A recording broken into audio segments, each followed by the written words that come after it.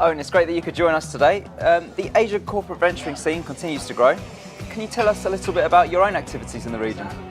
Yeah, so we have a lot of activity in the region in terms of business for the parent organisation. So Merck has a big presence in Asia, in China, Taiwan, Japan, Korea, etc. In terms of the corporate venturing, most of our portfolio companies have some interaction with Asia.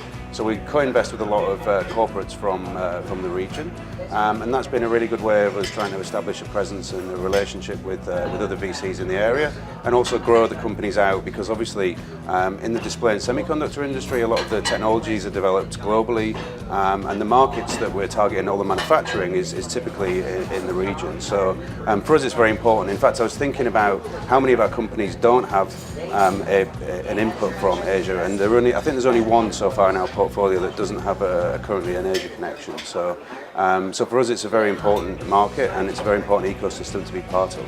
Cool, so it sounds like there's plenty of benefits. What are the main challenges you face?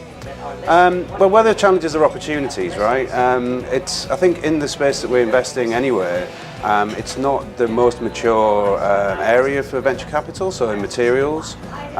So a lot of the challenges are not regional specific, but generally the topic. In terms of regional challenges, I think obviously having a local presence is important, and so we leverage a lot from the business itself, using the local support that we have from the teams that we have based here. But I think if you really want to make meaningful direct investments, that ultimately you need to have people on the ground in the region who can really help to facilitate those relationships. So looking ahead, what are the expectations you have, maybe looking at a year ahead and 2 years ahead, and then maybe a little bit further?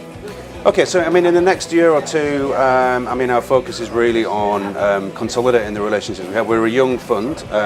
The fund's only been around for less than 2 years, so we're still trying to build up our portfolio, build up our network of investors, and we're doing strategic exercises to try and build that network out, and to work with the CVCs and other financial investors in the region.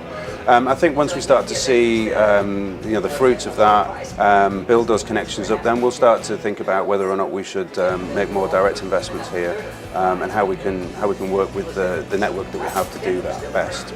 Cool, that's great. And finally, we're here at the GCV Asia Congress. What are the main benefits for you for attending?